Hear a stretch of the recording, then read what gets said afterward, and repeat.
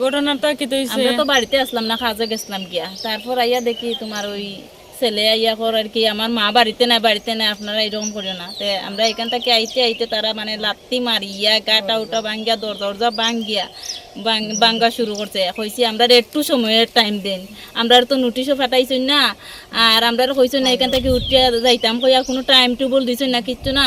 তারপরে আপনারা এমন ভাঙচুর করাই কেল লাগিয়া আমরা জিনিসপত্র সব ভাঙ্গিয়া টিঙ্গা এটা মানে গুড়া টুড়া করিয়া খুব অসুয়া কইলাম আর কি, মেহনতি করছি। কইছি একটা সময় আধা ঘন্টার টাইম দেন, নাইলে 1 ঘন্টার টাইম দেন, আমরা এটা সরাইলিম। তারপরে তারা মানে না, কয় না আমরা এটা ভাঙচুর করিয়া সরাইম, তোমরা সরাইতে না কইয়া মানে জোর জবস্তি করিয়া তারা লাত্তি বিত্তি মারিয়া ভাঙ্গিয়া এরপরে সবজি খাটিয়া আমরা সব কিছু সবজি পর্যন্ত লইয়া গেছে, পেঁপেও লইয়া গেছে, এরপরে মিষ্টিলাও আছিল, দৈন্য পাতা উতা সব মরচের গাছও একবারে মানে কাটিয়া খুটিয়া লইয়া তারা গেছে।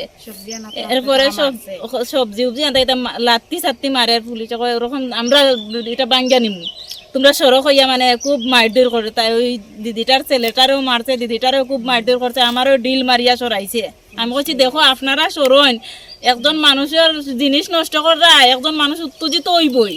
তারপরে শুনেন না, না শুনিয়া তারা মানে কইছি আপনারা সরইন, আমি সান্ত্বনা দিব, জিনিস ভাঙচুর করে মানুষের মাথা ওটা ঠিক নাই, আর আপনারা এইরকম করা।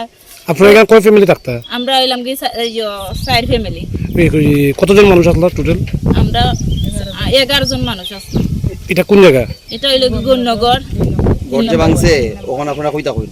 আমরা তো ওখানেই আছি, মানুষের বাড়িতে সাইডে একজনের বাড়িতে বারিন্দাত আছি, আর এখনো ভাঙ্গা ঘরে আছে 2 পরিবার আছে।